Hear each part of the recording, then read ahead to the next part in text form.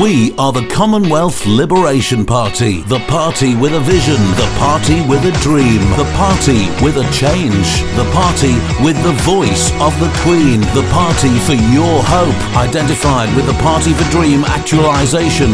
Visit the future, visit the future, visit the future, and join the Commonwealth Liberation Party for your social ability, social dependency, social economic, social race, and social value. This is the last opportunity to make your hopes and aspirations a reality. For more information to participate, join or be a member, visit www.thecommonwealthliberationparty.org and register online, or send your name, email and address to 07480 258 777 for a membership registration form to be sent to you by post.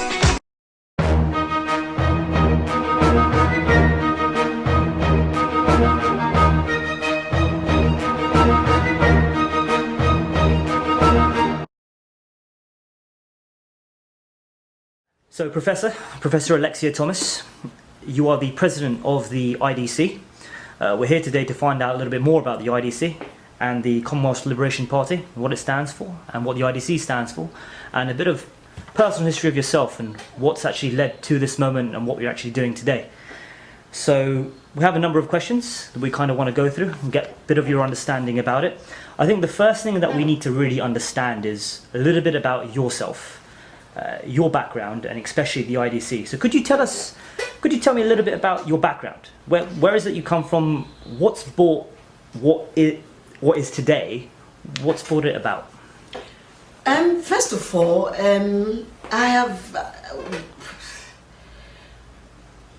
actually, my coming to the United Kingdom, I came as an independent diplomat to I have come on my own, through my own government to see the affairs of my people, to understand what the colored people are going through in the United. I've been hearing stories about what is happening to them, but I never believed that in a country like United Kingdom, they are supposed to be propagating justice, and they are the one that is actually abusing human rights of the people. Now, when I use the word United Kingdom, I would mean that the government at that particular age, date and time when immigration law was passed. In 1962, the Commonwealth Migrant Act was passed by the Conservative government. The act was so derogatory that the Labour government called it the cruel and anti-protocol legislation. The Commonwealth people were busy celebrating independence, having been free after being slaves. After being colonized by the colonial master, all countries of the Commonwealth were busy celebrating independence. They didn't know what this monstrous Immigration Act actually is about. So they, like I said, I'm not very happy with God and creation, because the reason for the black and the white is still unexplainable, that the whites are intelligent and the blacks are gullible. So the blacks are fighting, happy that there's independence, but the future of the unborn has been destroyed. So the Conservative Party introduced the Commonwealth Migrant Act, limiting the blacks to be able to come into this country. So that is the problem of the people. So for the past 50 years, this monstrous law has been created. Nobody has a clue. Everybody thinks it's a law, so we can get away with it. But I say today, the Commonwealth Migrant Act law is a sham law. The law of 1962 of the Commonwealth Migrant Act of 1968, a law does not take. A law has integrity, and a law does not deduct. So, IDC and the Commonwealth Liberation Party says we need to go back to the status quo of law. 1948, the Nationality Act was commissioned. 1948, the Universal Declaration of Human Rights agreed on the principle of what the rights of the people should be. 12 years after that, the children of these heroes who had fought for the emancipation of oneness and unity had lost their mythology. And that is the problem why the IDC is saying, you know what, enough is enough. Everybody needs to go back to school. David Cameron's immigration laws is totally unacceptable. The Commonwealth people don't want to stay in this country, but they have a right to be in this country. They want to be in this country because the United Kingdom government is benefiting royalty from the Commonwealth nation. The EU people don't pay the Queen of England royalty. So the reason why United Kingdom is the great nation today is because 52 countries of the Commonwealth are paying them royalty. So how dare you as a government take their money, benefit from their heritage, empower your economy by their resources, and you put them down for the sake of a common cheap EU treaty? Enough is enough, and that is why the Commonwealth Liberation Party is saying, you know what? We need to go back to the status quo of law. You describe the IDC as not necessarily an organization, but you describe it as a government. Yeah. What's the difference between an organization and a government within the IDC? You see, a lot of organizations call themselves NGO, but I don't think they know the meaning of an NGO. Any NGO who has to take money from the government is not an NGO. An NGO means a non-governmental organization. A non-governmental organization means it's a government. The only difference is that it's a government not in power. So the one in power has access to the resources, has access to the printing machine to print money, whatever the vote decides, and the one doesn't have access to the money. So IDC was commissioned when we had realized that the Commonwealth government has failed their people. The Commonwealth government does not even understand why they are having embassies in United Kingdom. The Commonwealth government embassies are commissioned for them to watch the affairs of their people. Nigerian embassy is here in United Kingdom. They are here to give passports, they are here to give visas. They don't even understand why they are here. They are actually here because of the welfare of the Nigerian people. The money generated in terms of income through issuance of passport should not be taken out of the United Kingdom. It should be used to build social housing for the Nigerians in the United Kingdom. It should be used to look after the welfares of the Nigerians in the United Kingdom. It should be used to look after the welfares of the Commonwealth nations in all parts of the world where their embassies are located. Now, because the government have failed their people, or the government doesn't even understand what the government should be, they've neglected their responsibility. Nothing stopped the Commonwealth government to start building social housing for their people, investing on social housing, because their lack to understand their people is why the bank has taken advantage of mortgage. So you are excited, you have this mortgage, you have a home. What is mortgage? Mortgage simply means money borrowed to buy a house. What is it to be proud? You take a loan of 250,000. The bank charges you, 75% interest. You have to pay back 750,000 pounds. So all your 30 years of your life, you're working to sustain the bank. What stops your high commission from building social housing? Rather than you paying bank 800 pounds a month, you're paying your high commission 100 pounds for living in a 2-bedroom apartment. So many things are not correct. So the Independent Diplomat Commission is an independent diplomatic commission. The fact that the Commonwealth has failed their people, don't forget, is not the fault of the Commonwealth government. The Commonwealth government are illiterate. They are still trying to understand what freedom.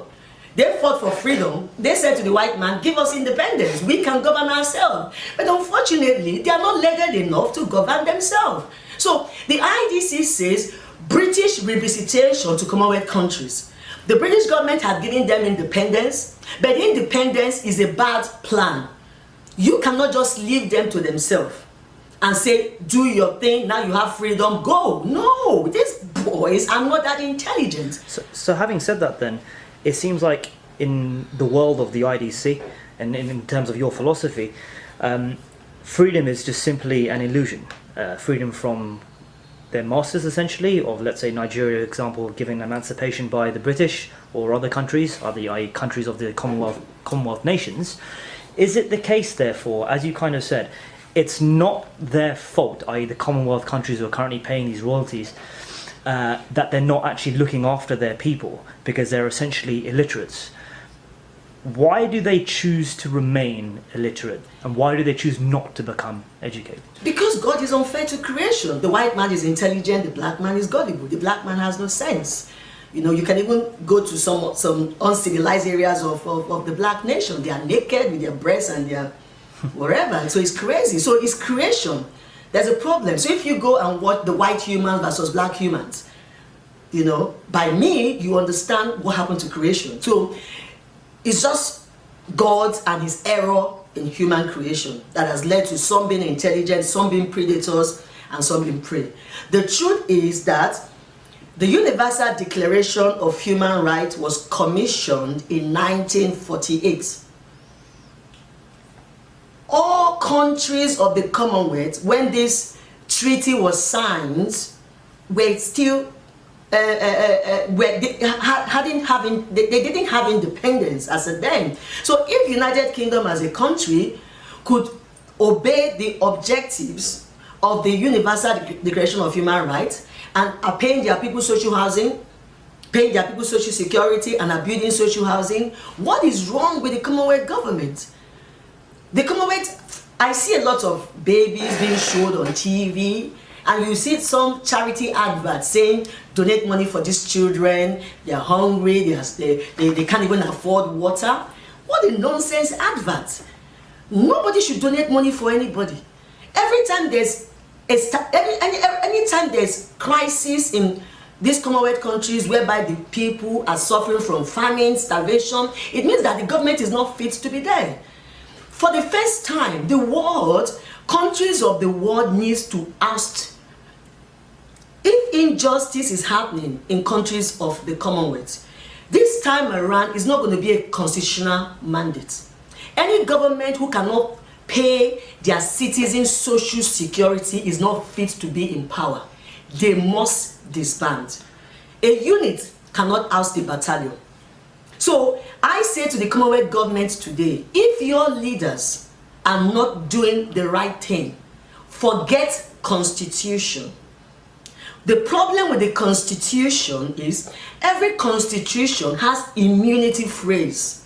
So when the president is in power, he thinks he's some kind of crazy god, and the people he's governing are slaves. So he's there in the office, he cannot feed the people, he cannot build social housing, he's using the people's money to buy planes and having private jets. And these people are like, they can't even talk because there's some crazy constitution that the Queen has given to them as an independence that says you cannot do this, you cannot do this, you cannot do that. When the constitution was given as an independence, it is assumed that the British government, the British Empire had brought civilization, hoping that when we leave you to do your thing, these are going to be the rule. But unfortunately, all Commonwealth governments started ratifying constitution. Illiterates don't ratify constitution. Constitution of the Commonwealth has been ratified to suit some specific leaders who are there. That is a legalized despotism. So IDC, the Independent Diplomatic Commission, says, you know what? Back to the status quo of law. Nigerian constitution is a sham constitution.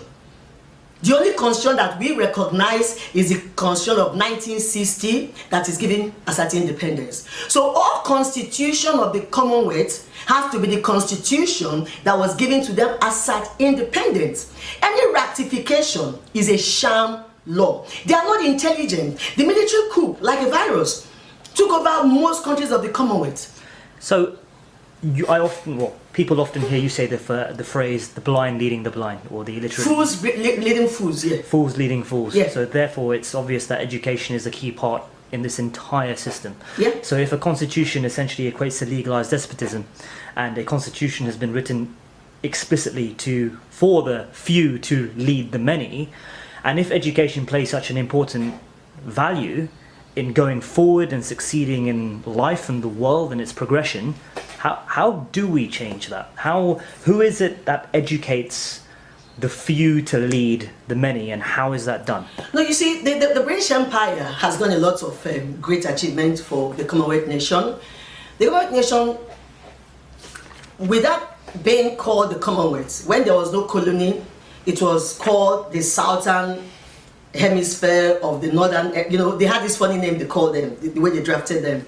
Now, the white man, in their quest to find, to bring civilization upon themselves, they felt there was a need to go and civilize these people. And then they brought their school, they brought their education, they brought their language, they brought the English, and they brought everything, yeah? In terms of the questions you've asked, to be sincere, without prejudice, the Commonwealth people lack the education they need. We want to introduce the art of politics. The Commonwealth government are running a brutal kind of politics, you understand, whereby it's politics and assassination going intertwined. Okay. The British government has created a big problem. They gave these people independence. They didn't know that they are supposed to set up an advisory council. So what they have set up for them is a Commonwealth, you know, unity, which means that countries of the Commonwealth can decide to go in and go out. Look at Mugabe. Who the fucking hell is Mugabe? Who the hell are we talking about? He sits there governing the Zimbabwe people. Everybody is scared of Mr. Mugabe. Mr. Mugabe is just an empty shell. Even the British don't even know how to handle Mugabe. I say to Mugabe today, step down, because I will be coming after him. He needs to step down. That is not his father's vineyard. There's a constitution that says govern for a period and give the people power to govern themselves. How can the people be afraid of Mugabe?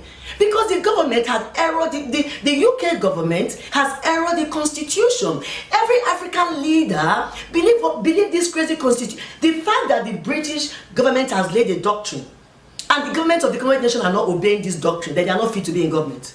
Don't forget that Commonwealth nation cannot say to hell with British government, because they were never colonies. The Japanese can do without the British government, because Japanese man wants to learn English. They have their Japanese language, the Chinese have their language. If a Japanese man has to speak English, because of globalization, these people have been able to colonize themselves. But the Africans could not colonize themselves. So the British had brought civilization. You don't give them independence and leave them to kill themselves. We know the Treaty of Independence says, leave them, they now have their sovereignty. No, they don't have their sovereignty.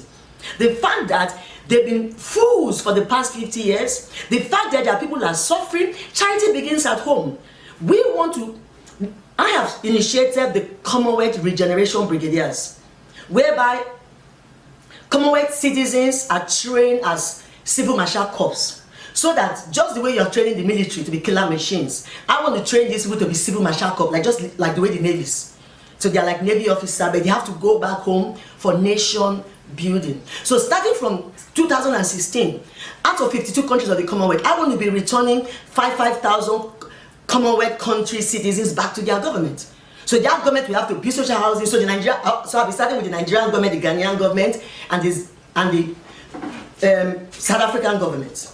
So 5,000 of these country citizens will be evacuated from the United Kingdom to be returned back to their country.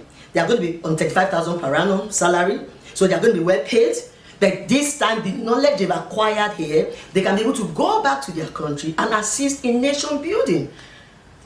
Are you ever afraid that this knowledge that you have, yes, the knowledge, and if you read the manifesto mandate, if you read the manifestos of both the IDC and the Article of Politics and the manifesto for the Commonwealth Liberation Party, it's all subsidized by various other bits of documentation, which is obviously available on the website.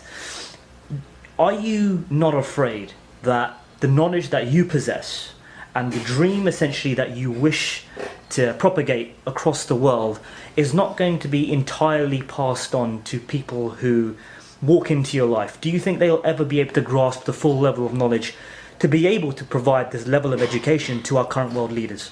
No, you see, first of all, I have to say first of all, I've never seen any reason to be angry with anybody. Yeah. Because I believe the people in government, they know nothing. These people have not witnessed the First World War. Just to interrupt you there. Yeah. So, having said that, if you look at the current state of world leaders, you mentioned Mugabe, for example. Yeah. Could Mugabe, and Mugabe explicitly, or any world leader, reform himself or herself on the basis of your politics, or are they simply too far gone? If I was to,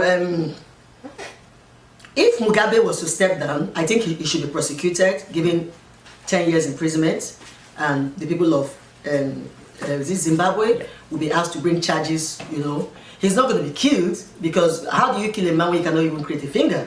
So I don't believe in putting somebody to death. I don't sanction that kind of law. You know, I believe in law of legal compromise. Do unto others what you want others to do unto you. The problem is that the African government, the African government are primitive. You know, they are the boys who fought for independence for the countries of the Commonwealth actually came abroad, studied, and had gained so much knowledge. And what has amazed me so much was that when the African governments were given independence, how come they did not obey to the rules of the Universal Declaration of Human Rights, Article 9, Article 13, and Article 15? Whoever has initiated visa is mentally unwell. The Commonwealth nation, first of all, has a right to be in this country. They are not begging to be in this country. It's their right. It's their birthright. From 500 years ago, when Queen Elizabeth I had discovered them. So we are going to work on two fronts. Evacuate the Commonwealth people to go back to their country in honor. I want to introduce the British Commonwealth passports. Much as I want all Commonwealth citizens to hold British passports, at the point, the British people themselves might think their heritage is being abused. So we want to introduce the British Commonwealth passports. Just the way you have the European Union. The Commonwealth nation has to be united, to be one voice, but their government are too primitive, are too gullible to understand the value of their people. If you cannot look after your people, you don't blame the other man who is rejecting your people. But the truth is that the Commonwealth nation are working here as willingly slaves. They don't even have a house to live. If a British man was to go to Africa and you say to him, no work, no wife, no social security, he's going to die. But these people, you deny them everything, and they are still surviving against all odds. They've not wronged this country. But the truth is that Angela Merkel has stolen the honors of the Commonwealth nation, because she is fighting for the EU. But David Cameron is not smart enough to understand his mythology. So having said that then, one thing that I kind of want to get from you today is the differentiation between the IDC, and I can kind of got it in my head, kind of. I mean, the IDC essentially is a government with a certain ideology, and they use the Commonwealth Liberation Party is the vehicle to drive change. Yeah. If think that's probably an accurate description. Yeah. Is there a difference specifically between the two? And where do things like the Nationality Act of 1948, where do the Human Rights Declaration, where do they fit into this? And why in particular now, or even for however many years, have they essentially lost their status quo? You see,